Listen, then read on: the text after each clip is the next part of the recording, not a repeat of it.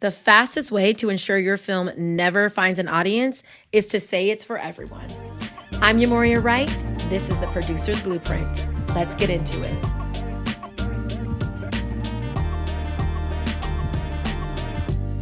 So maybe you've asked filmmakers or asked yourself, who is my film for?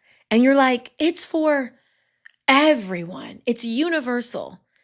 That is the fastest way to lose your money. Your hard-earned, hard crowd-funded, hard knocking on people's door, proverbially or maybe literally, money. And this is not about the creative. This is a producer question, and this is a producer problem if it's not handled well in advance before you ever say action on the first day of principal photography. Here's an example I am so proud of as a producer. In 2023, I joined the team of Chocolate with Sprinkles as a producer. This film is written and directed by award-winning filmmaker Haria Muhammad. And in 2024, we won the HBO short film competition at American Black Film Festival, or ABFF. 2025, we were nominated for an NAACP Image Award. Now, how did we get there? That's another story for another day. That's a long journey. But what's important is, although this project was universal, it is loosely based on Haria's parents. Loosely based. It's not, a biopic.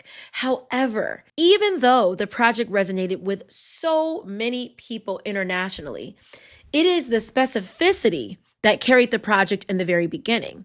And then through that specificity of knowing who your audience is, who's going to be able to embrace your project first or embrace your project the most, that will attract momentum. Because guess what? Everybody loves a winning project. Everybody loves a winning film. And everybody loves to open their doors. And by everybody, I mean festivals and competitions to winning projects, right? But you must know who your core audience is first.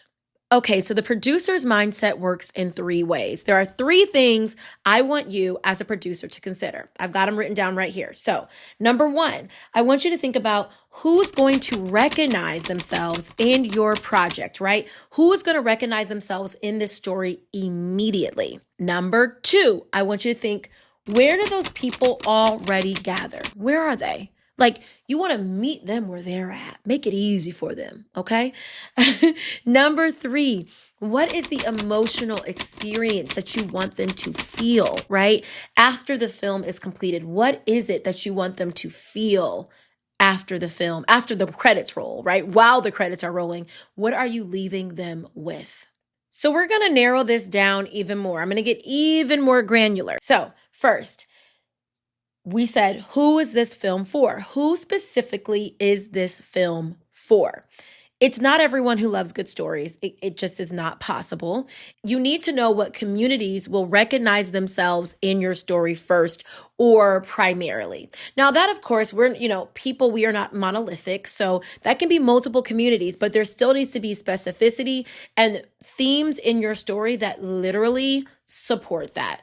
The second, number 2, what does this film offer your audience, right? Emotionally. What is this film offering that audience from number 1, emotionally? You want to think, what do you want them to feel? Okay. You also want to think about, what do you want them to carry out of the room?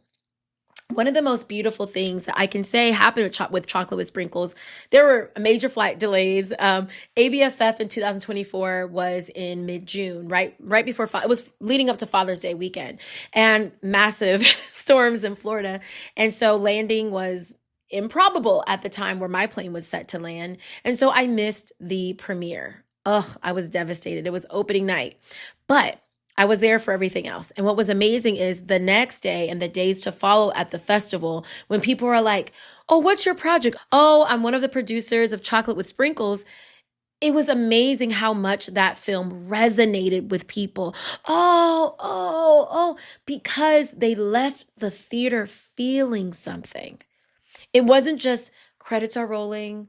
That was good. No, they left feeling something.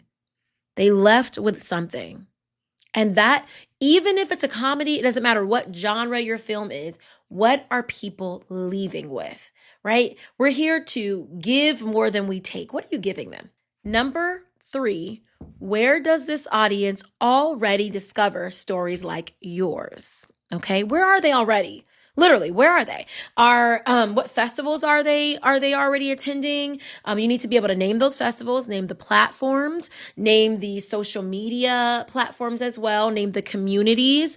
And you're going to want to be able to really get specific and granular. And this is going to be the beginning of your distribution strategy. Distribution. You're sending your project out. So now you know where those people are. That means you're targeting the festivals. What this will also do, especially our multi-hyphenates that are the writer, director, producer, I'm speaking really specifically to y'all right now because I'm one of those, and you can get very attached to your vision of your project. And I want you to hear me out here. And I'm saying this with a lot of love. This will also help you save money when it comes to submitting to festivals that you are so passionate about and you know are career game changers, but they're not the best suited festival for your project. You have to really be honest about your project. And you never know. Smaller festivals, a lot of times people meet their newest, biggest collaborators, financiers at those festivals. So don't count yourself out if your project is better suited for a smaller or more regional festival. Okay. I just have to say that I gotta speak from my heart. I gotta speak from my heart. Okay. So the hard truth here is what I've been saying is not knowing your audience will cost you money. It costs you time. And we've seen it. I've lived through it, just submitting to a ton of festivals, $1,000 in debt because you're submitting to festivals that aren't necessarily seeking your project or aren't necessarily even best suited for your project. Trust me, save yourself the time, the money, and ultimately the heartbreak by skipping this step. You must know who your audience is and where your audience is. Take it from me. Episode 1 was clarity. Episode 2 was scope. Episode 3 was purpose. Episode 4 was goals. Episode 5 is your audience. So stay tuned for episode 6, in which we discuss your purpose statement. We are discussing your purpose statement here in the Plan Like a Pro Blueprint, or the Producer's Blueprint podcast if you're listening or watching right now. We're building the producer's mindset one episode at a time. I'm Yamoria Wright. This is the Producer's Blueprint. If the film matters, make it anyway.